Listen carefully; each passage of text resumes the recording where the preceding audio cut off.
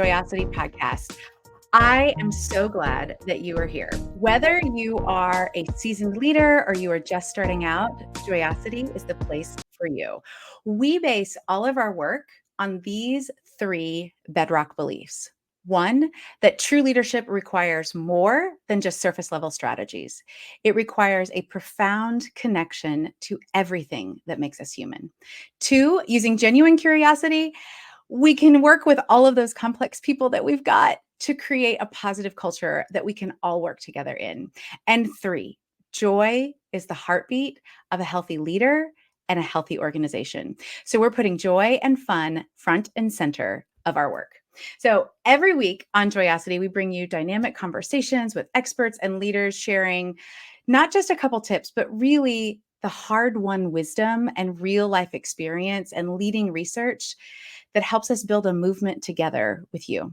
I'm Jen Whitmer, your host, an international speaker, leadership consultant, and all-around joybringer, hosting you and guiding us along the way. And together, we can make the transition from just ideas that we hear to action that makes a difference in your life and who you are as a person and who you are as a leader. So get yourself ready, multiple beverages, whatever you need, get your speakers ready, get all of that prepared so you are ready to listen and grab the things that will help you really create the life that you're wanting to create with positive culture. So work is a joy. That is what we're going for. And today's guest that I cannot wait for you to meet is so fantastic. I was introduced to Krista Monson at the Story Conference, and she walked out with this suitcase on stage and moved her hair. And I'm like, who is this woman? I need to know her. And I was so excited to get to continue a relationship with her. Krista has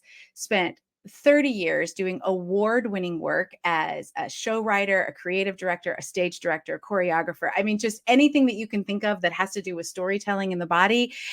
She's done it. And she has spent years producing work with Cirque du Soleil. She was the artistic director of O. She has been around the world for World Expos, for helping the Prince of Monaco. I mean, this woman has done amazing things that all have to do with the stories and connection of who we are as people. And in today, she's actually turned from these big productions into audiences of one, documenting stories of elderly people and their families to help them bring even deeper connection. So she has a wealth to share with us today around the concepts of connection and storytelling as a leader, and how do we create and find passion and purpose and clarity, these really big words that we throw around all the time.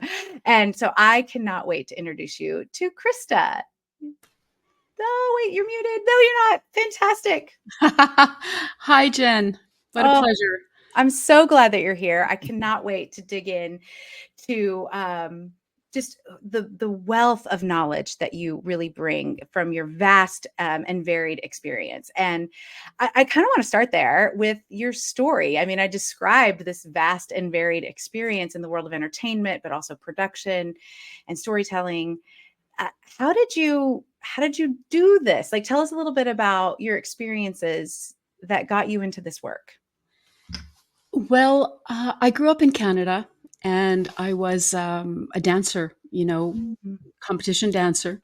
And at a very young age, I remember thinking, I think I was 8 or 9, that this is what I wanted to do. I really wanted to be a dancer, quote unquote, be a dancer. Mm-hmm. And as I also fell in love during, I guess, high school with the French language. Mm.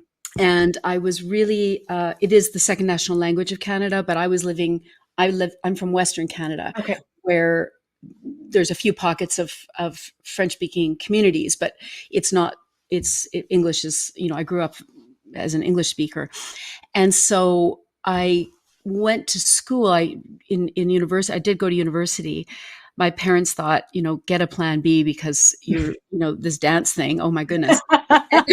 And So As a parent of a child who is studying dance at college, yeah. I am thrilled for her and simultaneously recognize that fear. Yeah, exactly. What really are you going to do, you know?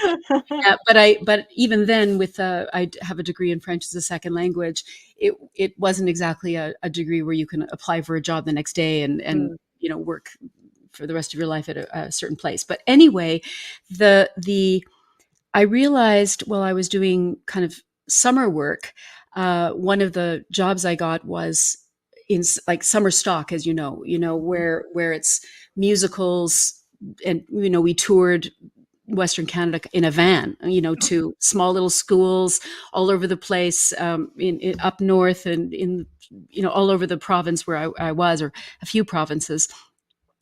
And that was I guess a turning point for me, because it was it wasn't, I say, just a dancer. I was part of telling a story. It was a musical. mhm, So I really loved that idea of how different art forms come together. You know, we know it as musicals, singing, dancing, and acting, all together to tell a story and to affect people, your audience. And so that stuck with me. And then I you know, auditioned and things like that after college, and then I had a vocal injury. I started singing, but I was also a tap dancer, so I was doing these tap workshops that were extremely loud. And I remember flying back on the plane from this tap workshop in Vancouver, and I couldn't. My voice was tight. It was scratchy. I didn't feel like I had a cold. It was, and lo and behold, I had, you know, polyps on my vocal cords. mm, So, um, just, you know, some angels, I guess, in my life started saying, you know, why don't you come backstage or behind the scenes and choreograph and design? And when I started choreographing, um, there's an expression in French, and the expression is quand on est dans votre peau, which means when one is in their skin. Means, mm. and I don't still to this day know a good, you know,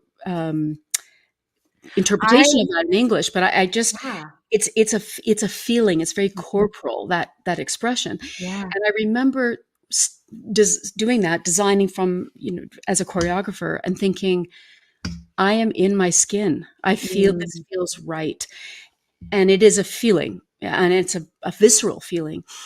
And I continued to do that for probably 15 years, and did win some awards, and ended up choreographing the third largest sporting event in the world, the opening and closing ceremonies, ah, and which is the IAAF World Championships in athletics.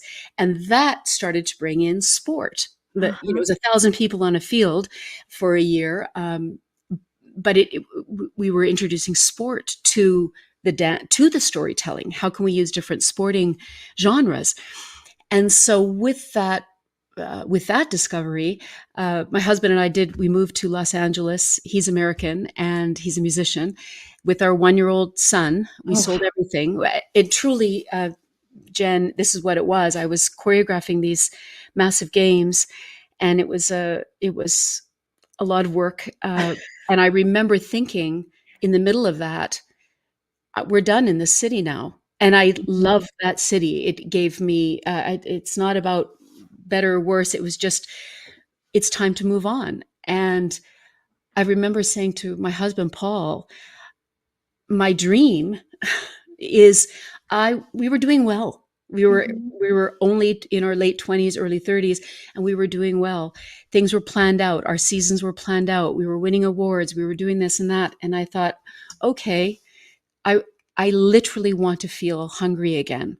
mm. A little, it was a bit of a martyr take on it, but I really remembered that vision of wanting to put a quarter in the laundromat to wash our clothes. And we had Mm, a nice house over there. We had, you know, obviously washer and dryer, but that was, and so that's what we did.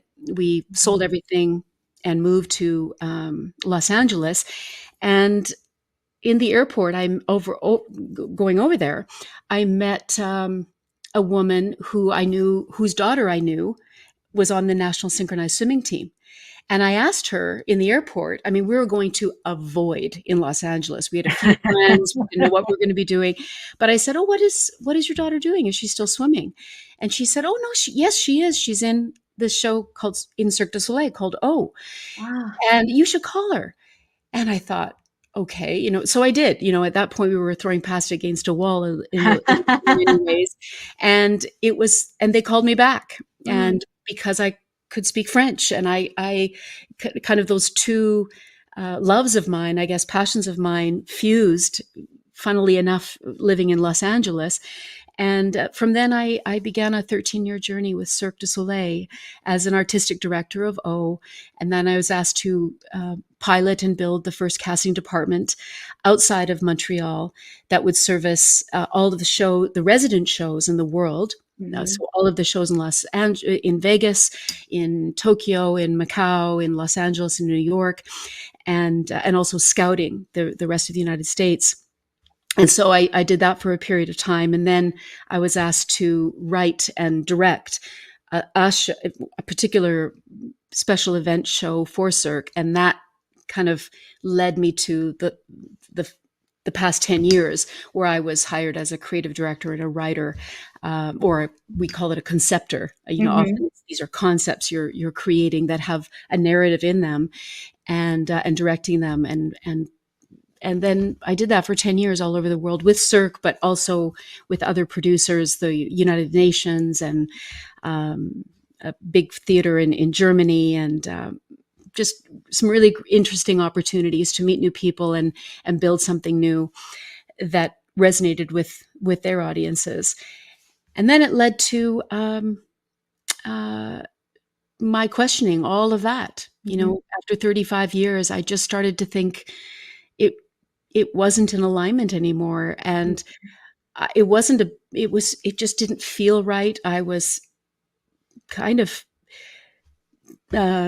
sick of the polish of it, to be honest, and Mhm. I interestingly, as I would get higher and higher, whatever that means, Yeah. now I'm working with body doubles of famous stars, and I remember thinking, I want to talk to that person.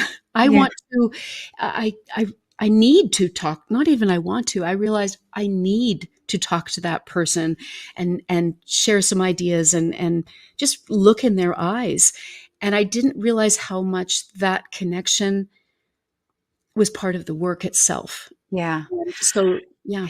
So many leaders, I think, experience the circuitous path that you've described, but also that very distinct problem of the higher I get up in an organization, I almost feel further from the thing that I loved to do. Yeah. And I mean, because I have talked to you before, I know that you were incredibly grateful for your experiences. It's not that you were not grateful, but there was also a cost to that work. And so when you're saying it just didn't feel right anymore, what about that? What was showing up for you? How did you know it wasn't right anymore? It's really interesting. I feel that I remember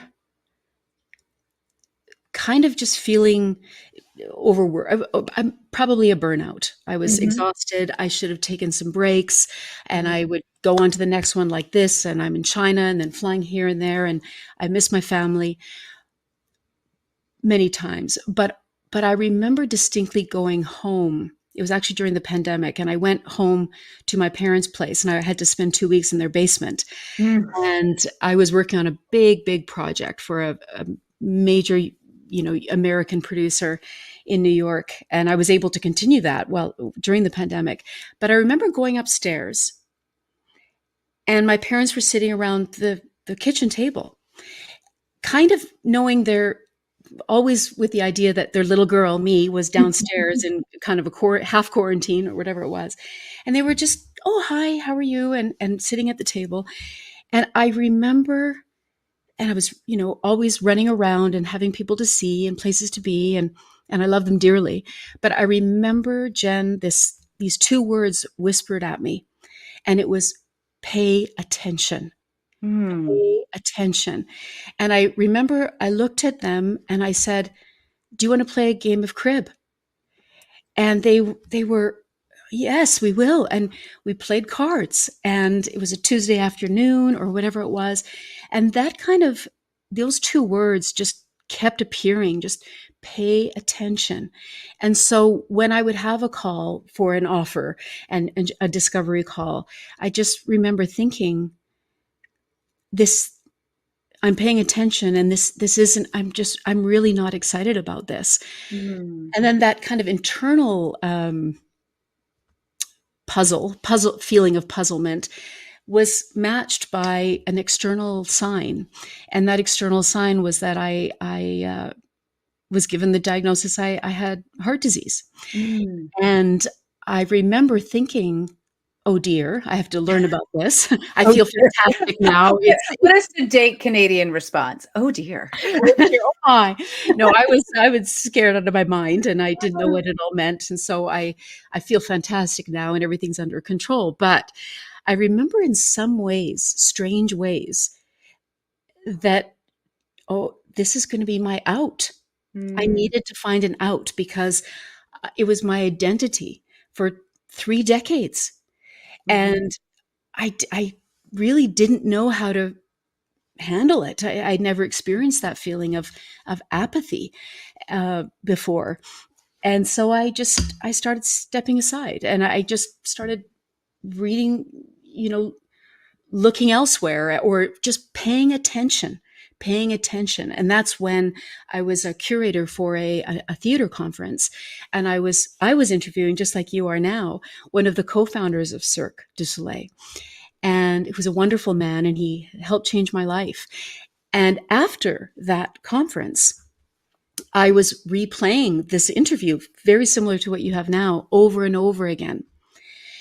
And as I played that over and over again, I wasn't thinking, oh, let's make a plan, or what's my purpose, or I wasn't thinking about any of that. I was just wanting to, probably procrastinating, I and don't wanting recognize that at all. No, no. exactly. I was just kind of, I don't know what to do, but I really want to watch this interview with a person who is special to me. And as I was watching him, I realized I was equally, if not more, fascinated with his his tone of voice, his hands, the pauses, his laughter, the way he'd look up, just his body, equally as listening to his words. And that's where I think, again, that paying attention led me to feel a profound feeling of regret.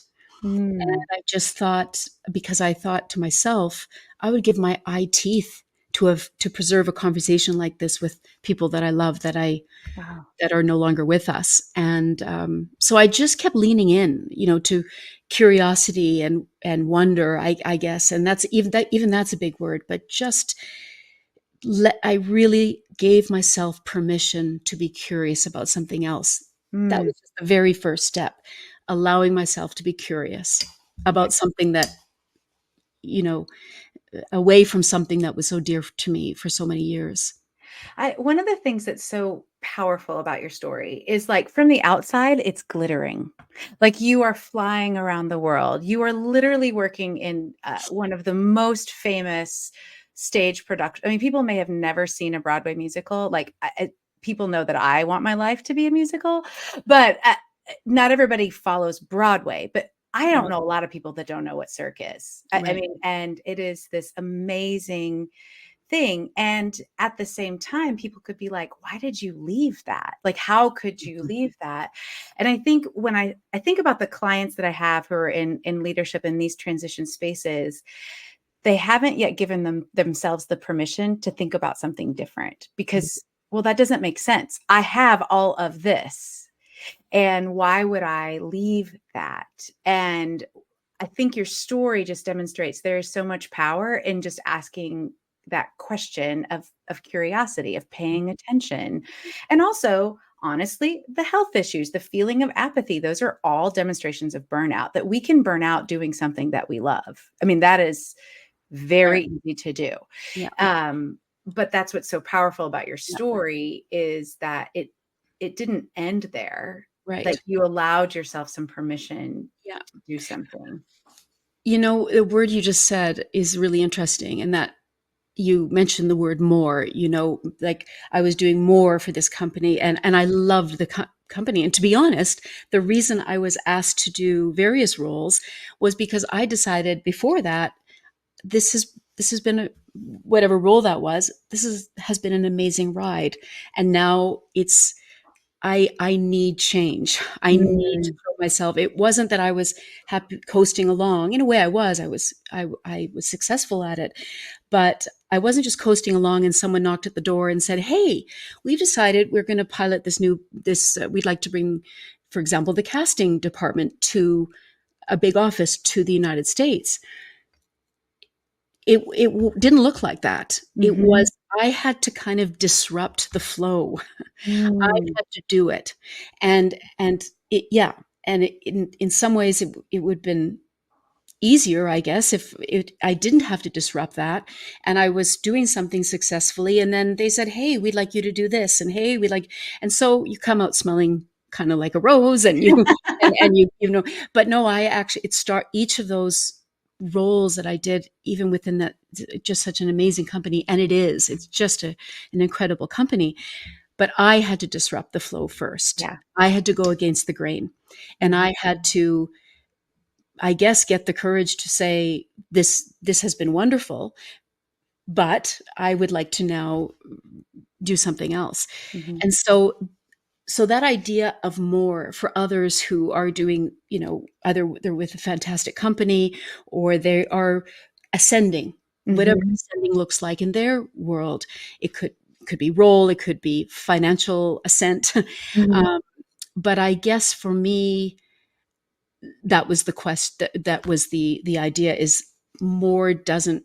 What does more look like for me? yes, And yes, I remember when I was at as an artistic director, and the show was this. It's One could argue it's the same show. I mean, there's been changes, there's been refreshes, and with every artist that comes in, it takes a different kind of angle to profit, or to look at the talents that that person's bringing in. But more or less, it's the same show, and it's a masterpiece. So some of these artists, when I was there, performing artists, they had been there for 6 years. Now it's 25 years old, but they had been there for 6 years and they had done it thousands of times, the same show. So mhm, they would come up to me and say, "Oh, Krista, I have an idea. Could I add this? What if I add this?" And they had really thought about it. They had really proposed an idea to me as to why that was still within the integrity of the original, concept. And sadly, I often had to say no. And I didn't mhm, want, they were excited. They had an idea. And I would say, "Okay, no, that won't work here." But sometimes it was, "Yes, let's try mhm, it. But I remember the late, great Franco Dragone, who wrote that show and really put Cirque du Soleil on the map. And he came over from Belgium for a visit.